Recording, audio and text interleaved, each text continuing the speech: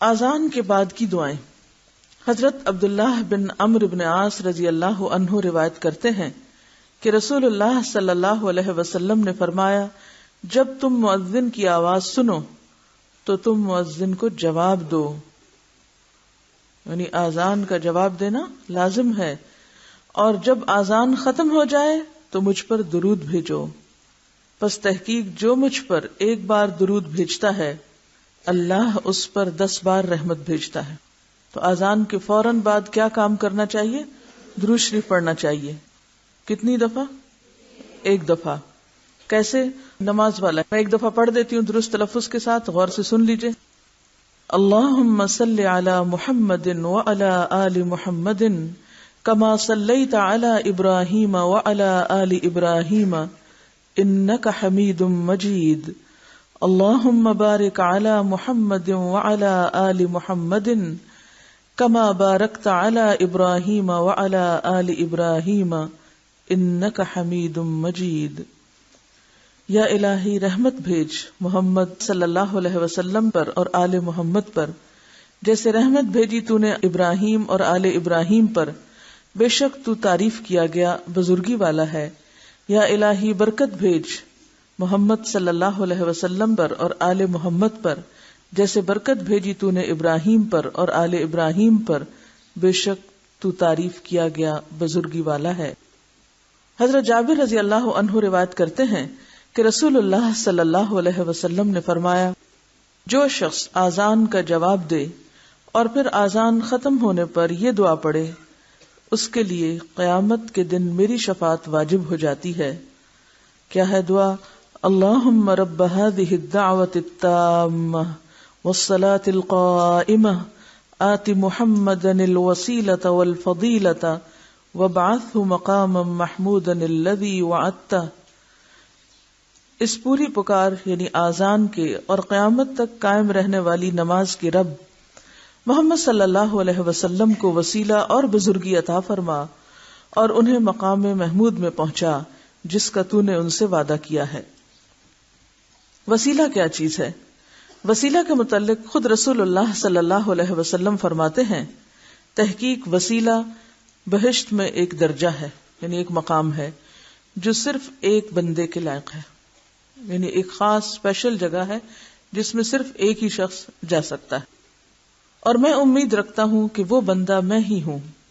پس جس نے آذان کی دعا پڑھ کر اللہ سے میرے لیے وسیلہ مانگا، اس کے لیے میری یعنی حضور صلی اللہ علیہ وسلم کی شفاعت واجب ہو گئی۔ نبی صلی اللہ علیہ وسلم کے ارشاد سے معلوم ہوا کہ وسیلہ بہشت کے ایک بلند و بالا درجے کا نام ہے۔ دعائے آذان میں اضافہ۔ مسنون دعائے آذان میں بعض لوگوں نے چند الفاظ بڑھا رکھے ہیں اور وہ الفاظ مروجہ کتب نماز میں بھی موجود ہیں۔ دعائے مسنونہ کے جملہ والفضیلہ کے بعد والدرجۃ الرفیعہ کی زیادتی کرتے ہیں اور آگے وعدتہ کہ خالص دودھ میں ورزقنا شفاعتہ یوم القیامہ کا پانی ملا رکھا ہے، اور پھر اخیر میں مسنون دعا کے اندر یا ارحم الراحمین کی آمیزش ہے۔ افسوس، کیا نبی صلی اللہ علیہ وسلم کی بتائی ہوئی دعا میں یہ خامی رہ گئی تھی جو بعد کے لوگوں نے اپنے اضافے سے پوری کی؟ مسلمانوں کو رسول اللہ صلی اللہ علیہ وسلم کے فرمان پاک میں کمی یا زیادتی کرنے کے تصور سے کانپ اٹھنا چاہیے، یعنی ہمارا کوئی مقام نہیں کہ ہم اپنی طرف سے اضافے کریں۔ نبی صلی اللہ علیہ وسلم نے رات کو باوضو ہو کر سونے سے پہلے پڑھنے کے لیے ایک دعا بتائی۔ حضرت براء بن عازب رضی اللہ عنہ نے پڑھ کر سنائی تو بنبی کا کی جگہ برسول کا یعنی نبی کی جگہ رسول کہا، تو نبی صلی اللہ علیہ وسلم نے فرمایا، میرے بتائے ہوئے لفظ نبی کو رسول سے مت بدلو بلکہ بنبی کا ہی کہو، یعنی حتیٰ کہ دعاؤں میں بھی آپ نے الفاظ کو بدلنے کی اجازت نہیں دی، الا یہ کہ آپ نے خود ہی 2 مختلف طریقوں سے ایک چیز بتائی ہو۔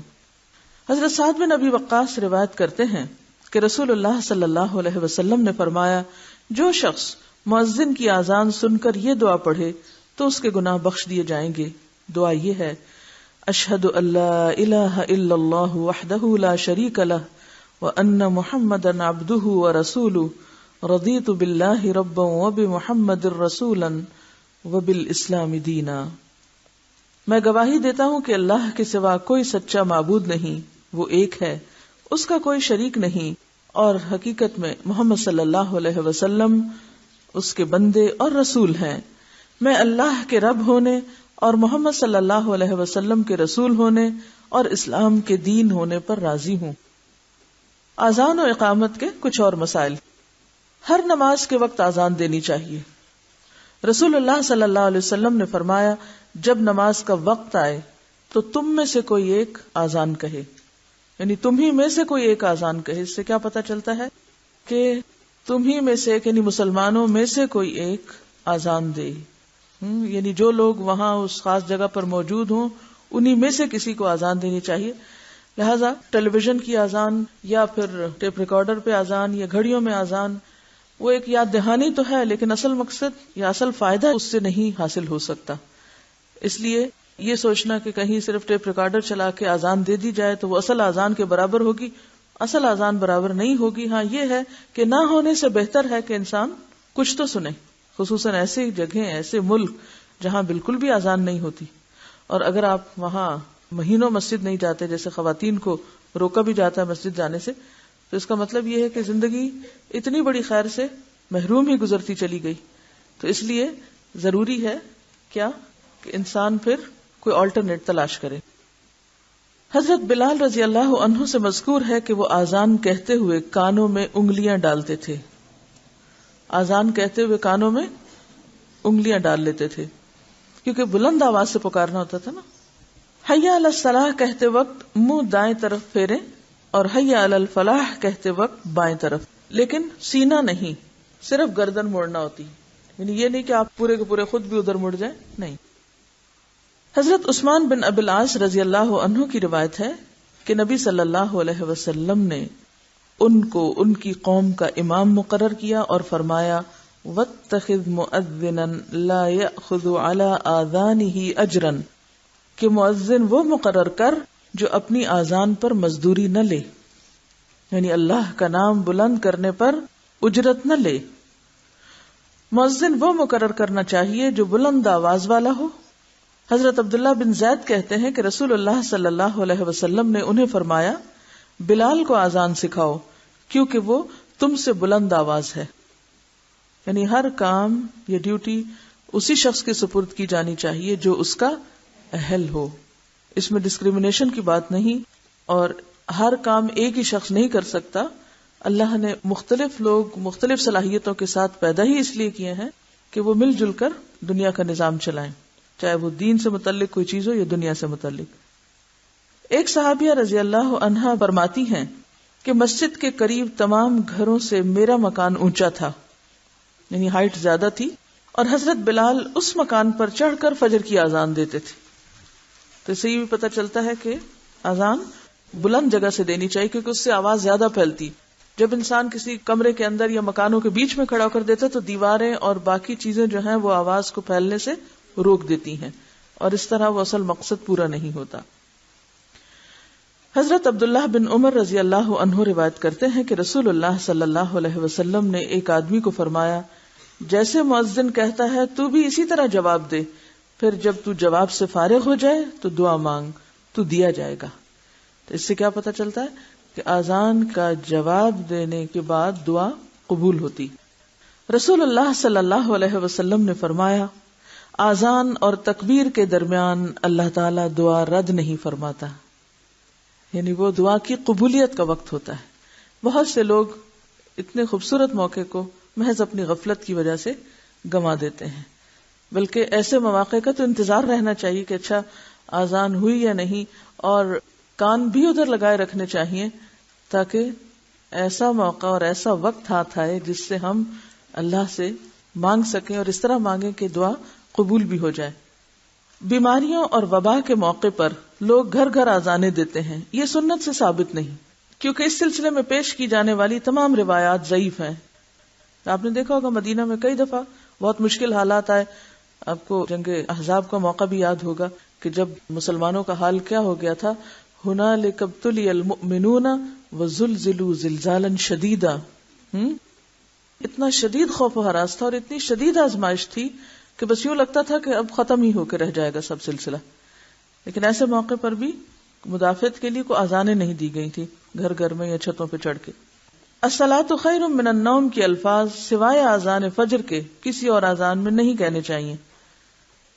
اقامت اذان کے فوراً بعد نہیں ہونی چاہیے. یہ نہیں کہ ادھر سے اذان اور دوسری طرف اقامت شروع ہو جائے، کیونکہ نبی صلی اللہ علیہ وسلم نے فرمایا اذان اور تکبیر کے درمیان نفل نماز کا وقفہ ہوتا ہے، یعنی نماز کی جو سنتیں ہوتی ہیں وہ اس وقت ادا کی جاتی ہیں. صبح صادق سے کچھ دیر پہلے والی اذان جائز ہے، یعنی تہجد کی اذان جس کو بولتے ہیں. نبی صلی اللہ علیہ وسلم نے فرمایا تمہیں بلال کی اذان سحری کھانے سے نہ روکے، کیونکہ وہ رات کو اذان دیتے ہیں تاکہ تہجد پڑھنے والا لوٹ آئے، یعنی تہجد سے فارغ ہو جائے اور سونے والا نماز فجر کے لیے خبردار ہو جائے. اور عموماً لوگ حضرت بلال کی اذان کے ساتھ اٹھتے تھے اور پھر دوسری اذان کے ساتھ فجر پڑھتے تھے اور اس بیچ کے عرصے میں سحری کھاتے تھے. نبی صلی اللہ علیہ وسلم نے فرمایا جب اقامت ہو جائے تو فرض نماز کے علاوہ کوئی نماز نہیں ہوتی، یعنی جب تکبیر ہو جائے صفیں بننے لگیں تو پھر نفل سنت وغیرہ کچھ نہیں، اسے ختم کر دینا چاہیے. رسول اللہ صلی اللہ علیہ وسلم نے میدان عرفات میں 2 نمازیں اکٹھی پڑھی. آپ نے آذان ایک مرتبہ دلوائی اور ہر نماز کے لیے اقامت الگ الگ کہلوائی. اس سے پتہ چلتا ہے کہ جب نمازیں جمع کی جا رہی ہوں کسی بھی وجہ سے، خواہ وہ کسی سبب قضا ہو گئی تو آپ جمع کر رہے ہیں یا سفر کی وجہ سے جمع کریں، 2 ہی اسباب ہوتے ہیں نا جمع کرنے کے.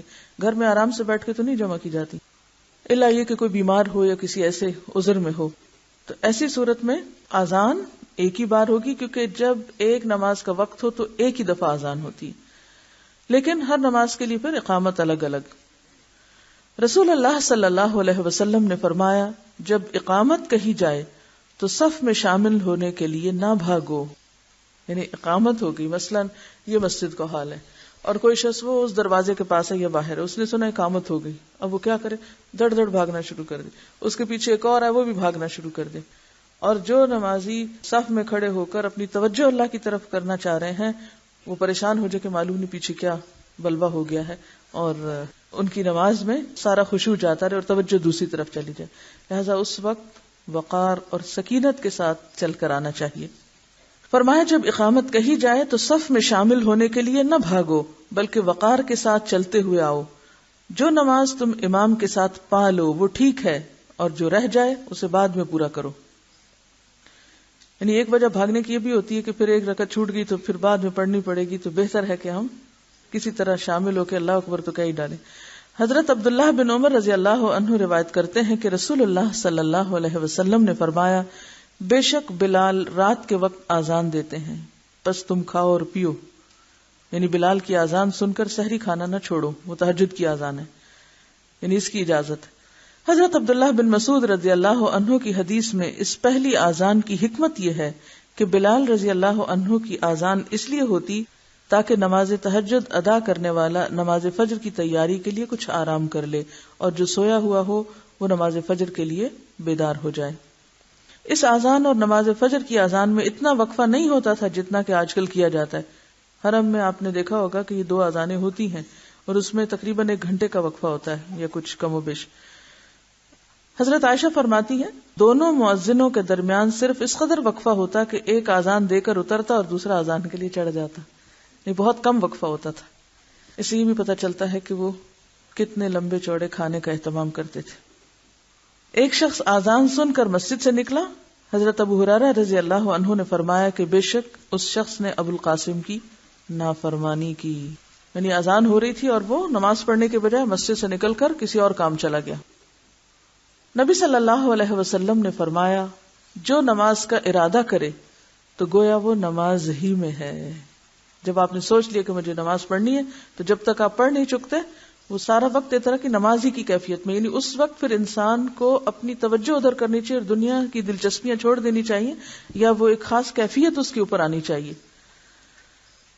حمید روایت کرتے ہیں کہ میں نے ثابت بنانی سے پوچھا کیا نماز کی اقامت ہو جانے کے بعد امام باتیں کر سکتا ہے؟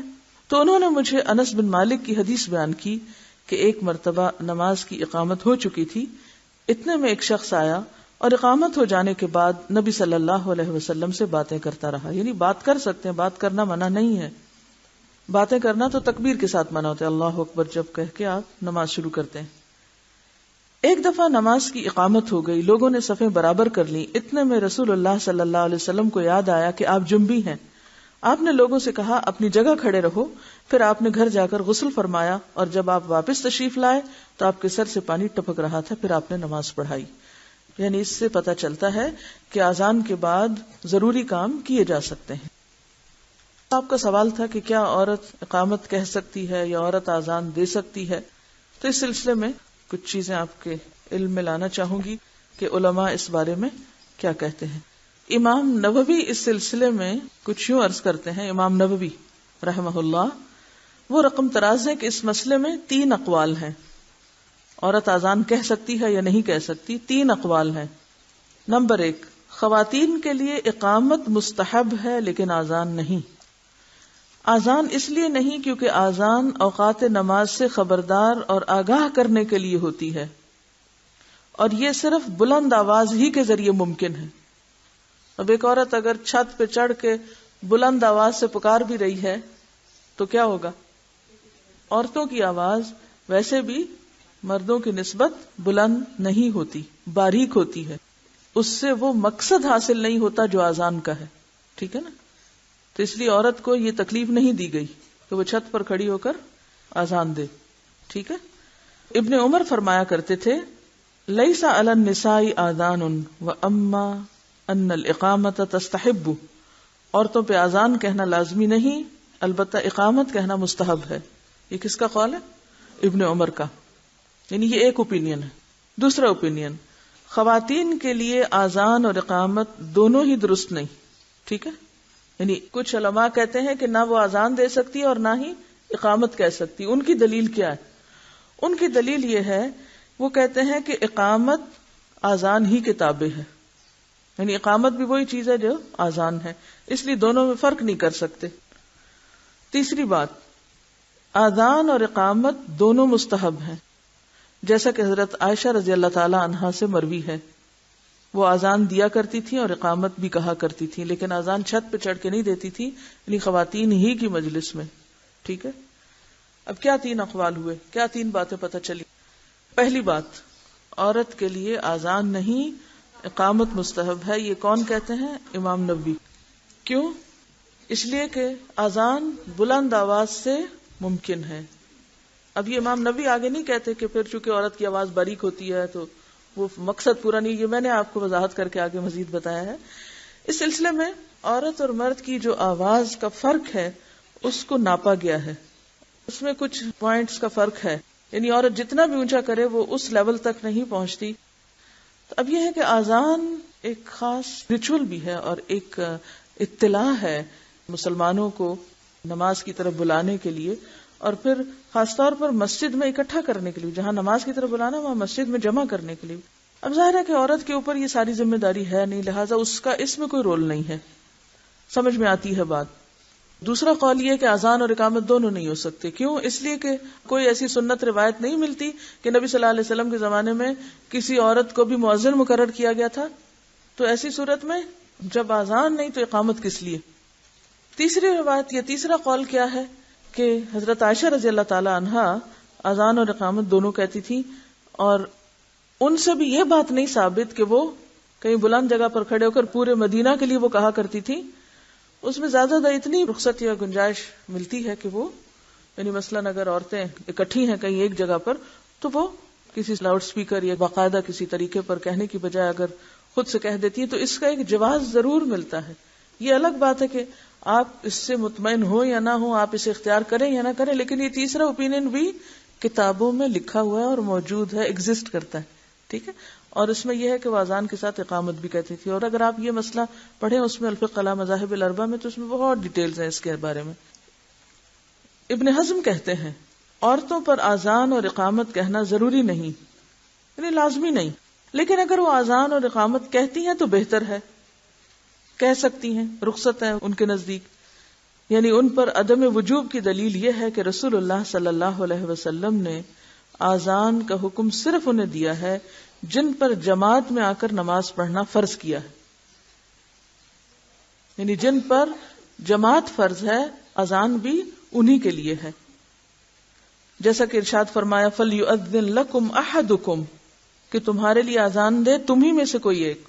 اور جنہیں یہ حکم دیا ہے ان میں خواتین شامل نہیں، لیکن وہ کہتے ہیں کہ اذان اور اقامت بہرحال اللہ کا ذکر ہے اور انہیں ان کے وقت میں کہنا ایک اچھا فعل ہے. اور ہم نے ان ابن جریج ان عطا روایت کیا ہے کہ عورت اپنی ذات کے لیے اقامت کہہ سکتی ہے. اور امام طاؤس نے کہا ہے کہ ام المومنین حضرت عائشہ اذان اور اقامت دونوں کہتی تھیں. المحلہ ابن حزم کی کتاب ہے، اس میں بھی لکھا ہوا ہے، والیوم 3 پیج 129، حضرت عائشہ کی روایت.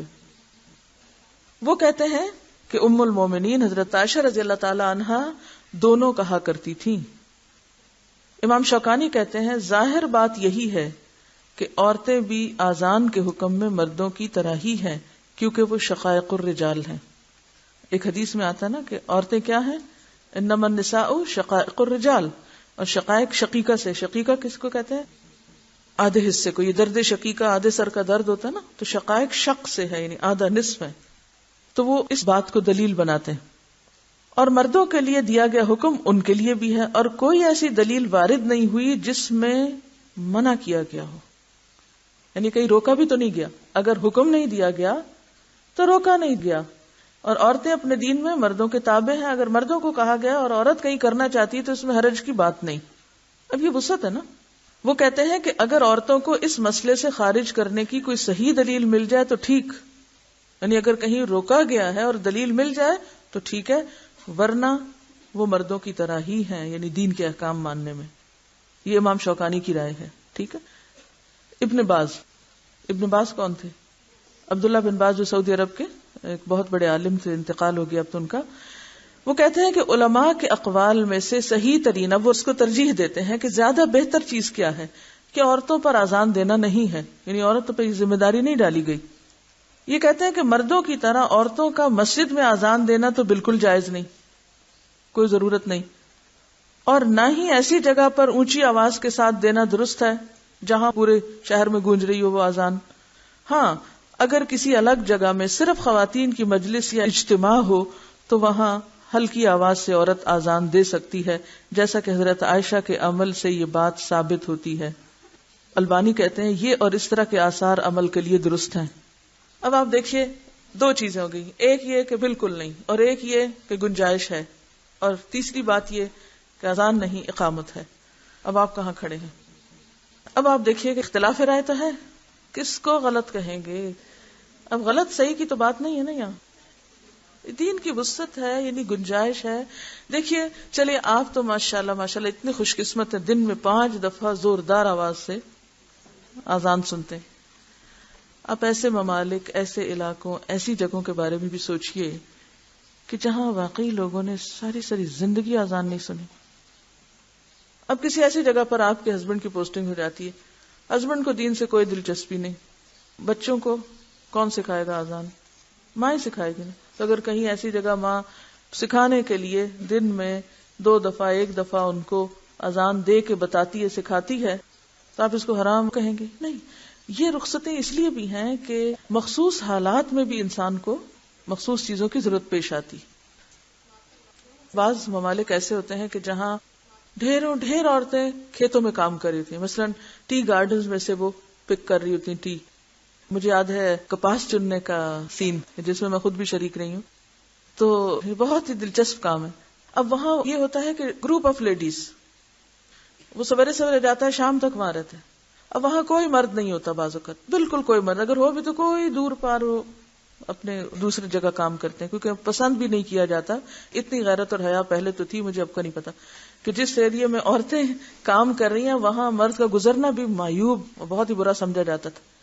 اب ایسی جگہ پر اگر نماز کا وقت اور ایک عورت کھڑی ہو کر سب کو ایک نارمل آواز میں نماز کے لیے بلا لیتی ہے، بجائے یہ کہنے آؤ آؤ نماز کے لیے آؤ، تو اذان ہے کیا؟ بیسیکلی اطلاع دینا، خبردار کرنا.